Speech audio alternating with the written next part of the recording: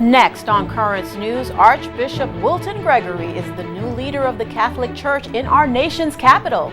A collapsed roof from a massive fire leaving families with nowhere to go. A local church is now helping out. I'm Emily Drewby, and that story is ahead.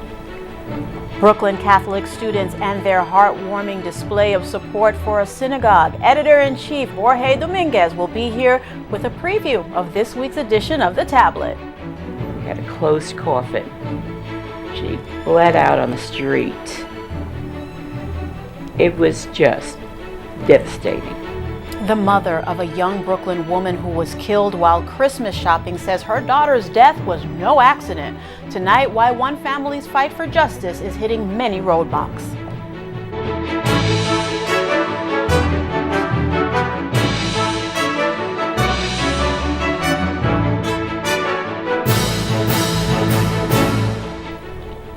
Good evening, everyone. I'm Liz Faublas. Archbishop Wilton Gregory is the new leader of the Catholic Church in Washington, D.C.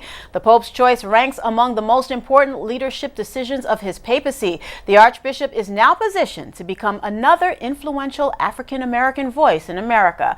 Many people are applauding the selection, including Brooklyn's Bishop Nicholas DiMarzio. Currents News' Tim Harfman reports.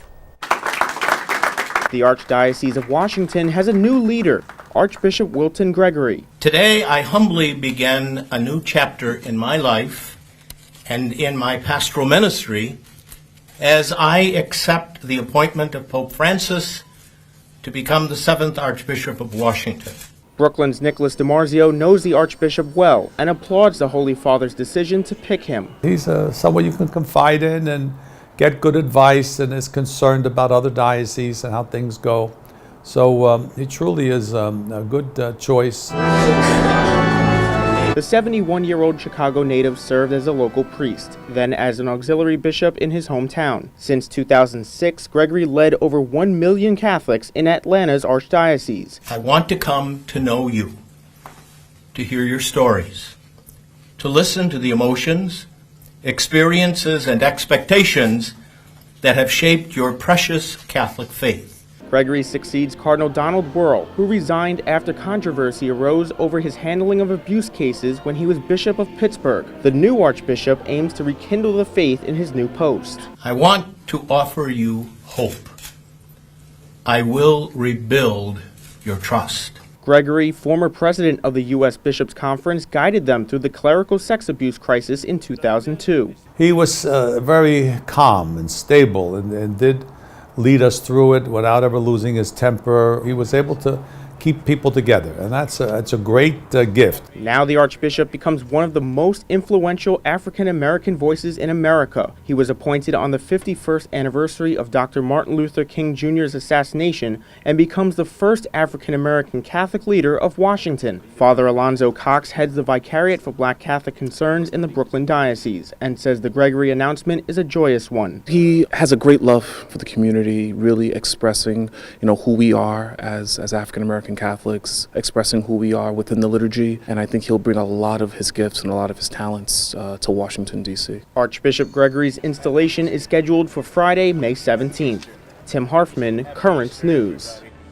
Archbishop Gregory faces a full agenda after he's installed in Washington. Christopher White, the national correspondent for the Tablet and Crux, is here now to look at some of the biggest topics. Christopher, thank you so much for being here. Is the Pope trying to send a message here by appointing the first African American to lead the church in the nation's capital? Yeah, I think there are two reasons for this, Liz. One, I think the Pope is aware that in the U.S. we have seen this sort of rise in white nationalism, and this, I think, is his way of, a subtle way of pushing back against that. But also, the fact is, the capital has a very vibrant African-American community, and I think the Pope wants to honor that and lift it up a bit with this appointment. Now, Archbishop Gregory says he intends to be a pastor and not a politician, but we still have the question, where does he stand politically? Yeah, in his press conference this morning, He said, look, I haven't been elected to Congress today. I'm going to be a pastor. I'm not a politician. But he's widely perceived as a political, theological moderate. You know, it's a matter of emphasis for him. So he's strongly pro-life, but for him, he also wants to emphasize it's not just about abortion, but also against euthanasia. So it's a matter of emphasis on many of these issues. Now, Archbishop Gregory led the U.S. Bishops' Conference when the clerics tackled the sex abuse crisis in 2002. So what is his record on this front? That's right, Liz. In 2002, you know, he was the president, and really he was the architect of the Dallas Charter, which is the church's sort of mechanism for the protection of minors, which sets uniform protocols so that any time abuse happens, it has to be reported, and establishes clear guidelines for going forward. And it was really Archbishop Gregory that went to Rome at that time and pioneered this zero tolerance policy. So he's got a very strong record as being a champion on this issue, and I think this is again the Pope trying to say, look, I recognize the pain of the abuse crisis in the U.S. and I'm sending one of my best here to help. All right, Christopher, thank you very much for that report. A massive fire has devastated an apartment building in Sunset Park, Brooklyn. The blaze broke out not far from a Catholic church. Many families are now without a place to live, but help is on the way. Currents News' Emily Druby reports from the scene. Liz, the 6-alarm fire ripped through this building, completely destroying it. You can see the roof has caved in and the top 2 floors are just gutted. Now, after the smoke has cleared, those affected are focusing on recovering. Hurry! Wednesday night, Minia's apartment building went up in flames. She now knows her beloved dog Murray is alive. I mean, he was our number one concern, so we're glad to have him back. And yeah, I mean, it's already hard enough. Murray was trapped in the burning building overnight. Firefighters finally got him out this morning. He seems thrilled to be back with his mom. Their reunion, a small beacon of hope after this massive fire gutted 702 44th Street in Brooklyn. 250 firefighters and EMTs responded to the scene. There were no deaths, but 23 people suffered injuries. None are life-threatening. St. Agatha's Church is just blocks away from the blaze. I believe we have some parishioners living in that apartment building. Our thoughts and prayers are for everyone. St. Agatha's pastor, Father Vincentius Doe, says the local daycare center is looking to his church for help in the wake of the fire. They reached out to me asking me whether they can come to our church and use our church temporarily.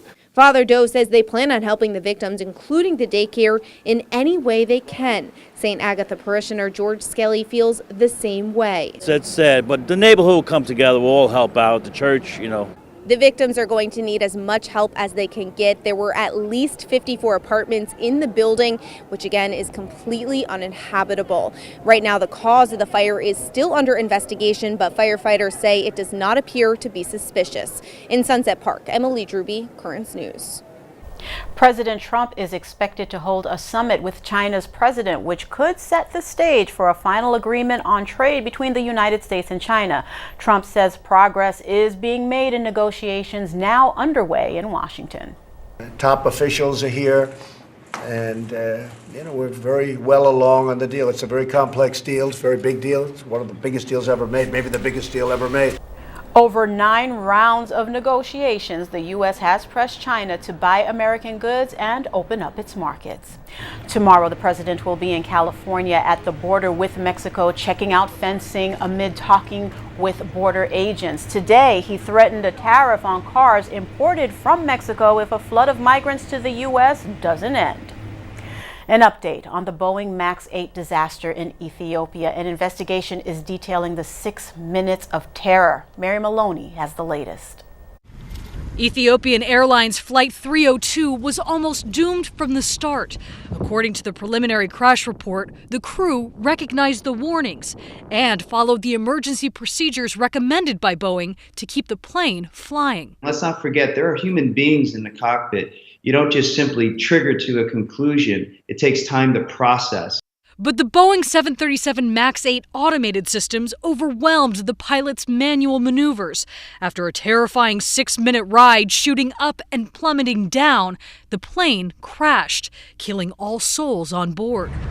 The tragedy, according to investigators, mirrored what happened less than 6 months earlier when Lion Air, operating the same model plane, fell from the sky. The 2 disasters killed more than 300 people. This should not happen to anyone again. That's why we're here. The family of one passenger, 24-year-old Sam Yastumo, filed a wrongful death lawsuit against several entities, including Boeing. The potential of my sister and 156 others driven straight into the ground because of Boeing's greed. Boeing is working on a change to the system's software, but some pilots say they want to go through comprehensive training before they feel comfortable flying the grounded planes. Our profession's calling is to protect our passengers. We're the last line of defense. Mary Maloney, Currents News. Pope Francis will celebrate Holy Thursday with prisoners at a correctional facility outside Rome on April 18th.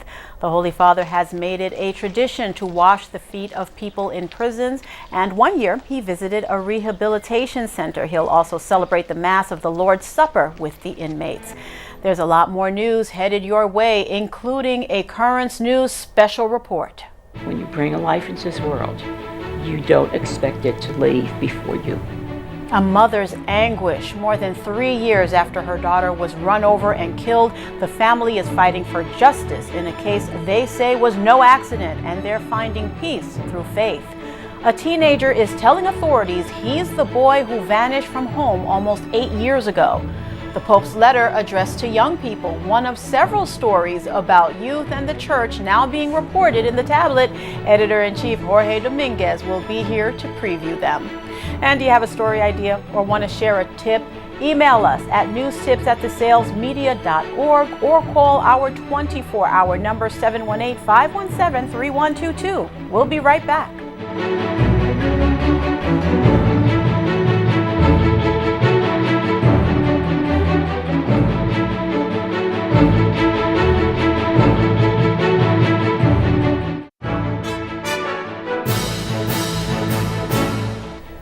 The pain of losing a young relative never quite goes away, but for one New York family, it's like the death of their loved one just happened. More than 3 years after she was killed, they're fighting for justice, but they're also finding peace through faith. Currents News' Michelle Powers is here with this special report. Michelle. That's right, Liz. Accidents happen is one of the world's most overused cliches, but one so-called car accident forever changed a family's opinion of the word and the course of their lives. They say car accidents are the only way you can kill someone in New York City and possibly get away with it. Unbelievably, they have lived all these years. These aren't ordinary plants. So every household has a Victoria plant. They're special to Elsa Nicodemus. They used to belong to her daughter. She was at her happiest and at the peak of her life. Victoria Nicodemus, 30 years old, living her dream, a thriving art curator with installations dotting New York City. This was my favorite piece that we went to see. And marriage in her future. I can smell her, I can feel her, and I can touch her when I look at that picture. I feel her life. This is the last picture of Victoria. She took it on the last day of her life. And now when her family looks at it, they want justice. December 6, 2015, Victoria's bright future was cut short. She always had this beautiful, fine complexion. The baby Elsa taught to walk, the one who loved colors and dress up, took the last steps of her life on this Brooklyn sidewalk. She was shopping for Christmas. This wasn't an accident. This was something that could have been avoided. There were steps all along the way that could have stopped this crash from occurring. When a Chevy Suburban came onto the sidewalk on Fulton Street, hitting Victoria and her boyfriend. He survived, but Victoria died. We had a closed coffin. She bled out on the street. It was just devastating. When you bring a life into this world, you don't expect it to leave before you. And then here, Frankie laughed because she was cheesing pretty hard. More than 3 years later, the family still struggles with her death, but they found solace through faith. I pray to God, I talk to Him, and I know God's wheels of justice are always turning. Never again would they consider a car crash an accident. Accident is kind of a feel-good term that people use to excuse what's often reckless driving or inattentive driving. Instead, they call Victoria's death and every other car crash that takes a life a homicide. The man behind the wheel of that Chevy, Marlon Sewell, was driving with a suspended license. It was the second time in less than a year that Sewell was caught without one. Not only was the SUV's inspection expired, but the vehicle also failed inspection prior to the crash. According to the NYPD officers on the scene, Sewell told them he felt lightheaded and woozy from car fumes. Sewell also reportedly told police that the month before, the fumes inside his vehicle caused him to pass out before sideswiping a tractor trailer. Now, you may think that drivers like Marlon Sewell will face serious charges, but the reality is, unless drugs and alcohol are involved, that's often not the case. It is very rare that someone is actually charged for the act of killing someone else with their car. Mark O'Connor is the Deputy Director of Transportation Alternatives, an organization that works to make New York City streets safer for pedestrians. He says the majority of drivers who kill pedestrians are not charged. Those who are often face misdemeanors, from speeding to careless driving, with minimal penalties. In 2015, district attorneys in New York City brought charges against less than 2% of drivers who did not flee the scene or were not intoxicated during fatal crashes. Driving is a privilege, it's not a right. You are wielding a multi-ton lethal object. In an instant, you can actually take someone's life, and we haven't fully appreciated that. But Victoria was killed on the sidewalk, a place most people assume they're safe. It's not until something like this happens to you or your family that you have this, really terrible realization as to, how the system really works and, how overwhelmed the system is, the lack of protocol. Leaving families like the Nicodemuses sitting through trial after trial, year after year. Currents News reached out to the Brooklyn District Attorney's Office to identify the number of crashes it has prosecuted involving a fatality. They did not respond. According to Transportation Alternatives, New York City's DAs do not track or document any cases where people are killed by lawless driving. So fighting for all this, what would Victoria think about you guys still making this push? My mom reminds us all the time, we need to be more like Victoria. We need to continue to fight for her. She would do it for us. Each court conference just as painful as the first. When the case originally went to trial, it ended in a mistrial in September of 2017.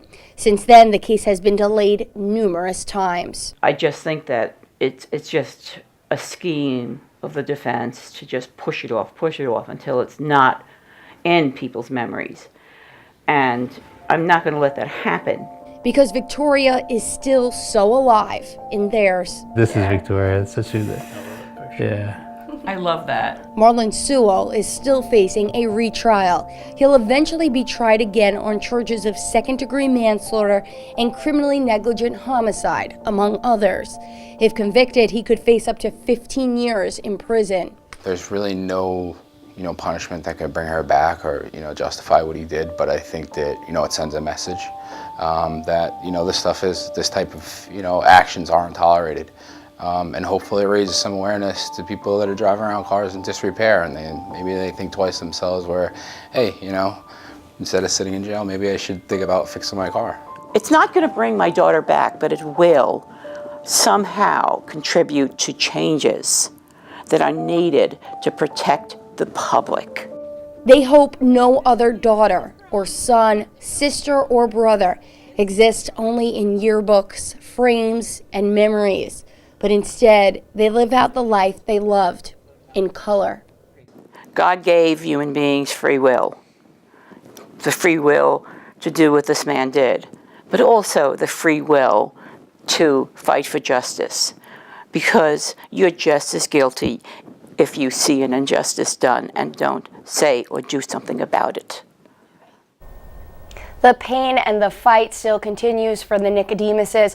On April 1st, the family was informed that the pretrial hearing was delayed for the 10th time. It's been rescheduled for next month. Merlin Sewell is expected to maintain his innocence, Liz. Michelle, you cannot watch that and not have questions. Now, you mentioned that statistics in regard to lawless driving crashes, they're hard to come by, but you were able to find some. So the ones that I was able to find was how many people in New York City were killed on the sidewalk. And this had to be compiled because it wasn't readily available.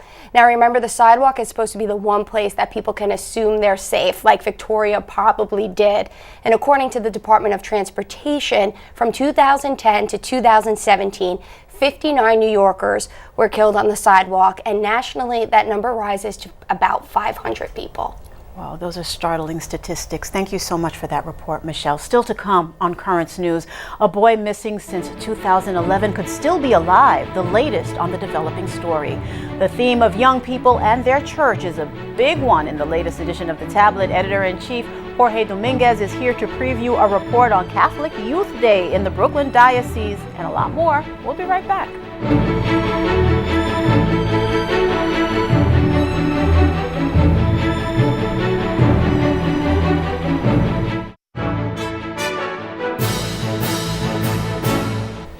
An update that's still developing tonight, the story about a teenager who showed up in Kentucky and told authorities he'd been kidnapped nearly 8 years ago. The FBI is now saying the 14-year-old is not Timothy Pitson, who disappeared in 2011. They're continuing to investigate.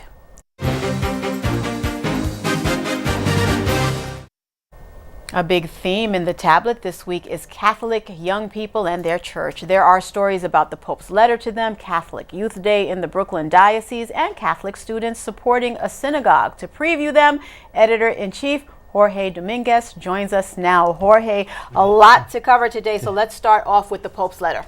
Oh, yes. You know, we have the synod about young people and vocations at the end of last year. So this is the letter of the Pope reflecting on the synod, on the, about young people today. It's a beautiful letter. He's saying to adults, help the young people, guide them, but please don't kill their enthusiasm. Listen to them. It's a beautiful thing. Now, this one really caught my attention. Tell us about Youth Day and the synagogue. That story sounds very intriguing. Yeah, well, those are two very interesting stories. There was a Catholic school in our diocese who got together, a group of kids. It was the idea of one of the mothers of the school to support a synagogue in their neighborhood. What they did was, remember the Tree of Life killings last year? So what they did was, they bought a tree and they put messages of solidarity there. It is a beautiful story, but you have to see on the tablet. And last Saturday we have Brooklyn Catholic Youth Day. 1,200 kids together in the old Bishop Ford High School, celebrating their faith in very interesting and contemporary ways. That's a beautiful story. Always beautiful stories, and it highlights the kids in our diocese. We have very wonderful students and people in our diocese. Thank you so much for the work you do with the tablet. The tablet is your pro-life newspaper, and you can follow the latest news about the sanctity of life in the printed version of the tablet, which is in churches across the diocese right now, or in your mailbox with a subscription. Your support for the tablet is needed to ensure that Catholic journalism will thrive well into the future. If you subscribe to the tablet, you'll save up to 55%. Go to the website, thetablet.org/home55, or call 877-883-8356. That is Currents News. I'm Liz Faublas. Thank you for joining us, because we are putting your faith in the news. I hope to see you again next time.